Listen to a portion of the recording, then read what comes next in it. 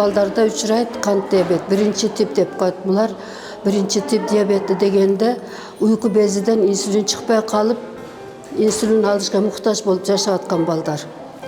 Мен көптөн бери иштеп калган адис болгондумдан өзүмдү эмемди айтайын, пикиримди алып айткым келатат.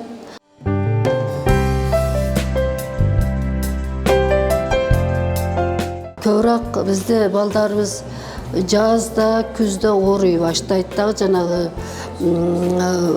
курч оорулар менен ооруп калат, грипп, вирусный инфекциянан кийин ич өткөк оорулар менен, пневмониялар менен ооруп калат. Ошол оорудан кийин көбүрөөк ооруп калып атпайбы?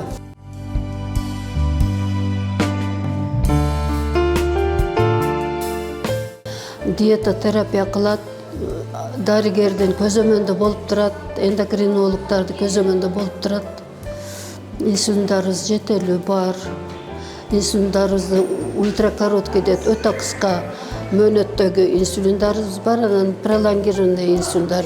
Ал жөнүндө бизде проблема жок, инсулиндарыбыз бардыгы бар.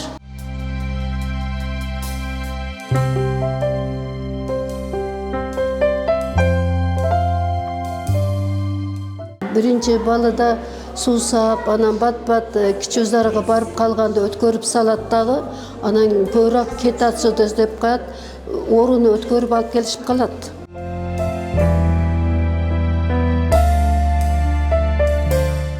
Эгерде диабет бола турган болсо, биз камыр тамактардан, ак нандардан, шириндиктерден, жана кола, фанта, чипсы, азыр көптө кирешке, ошолордон биз алыстатабыз балдарды.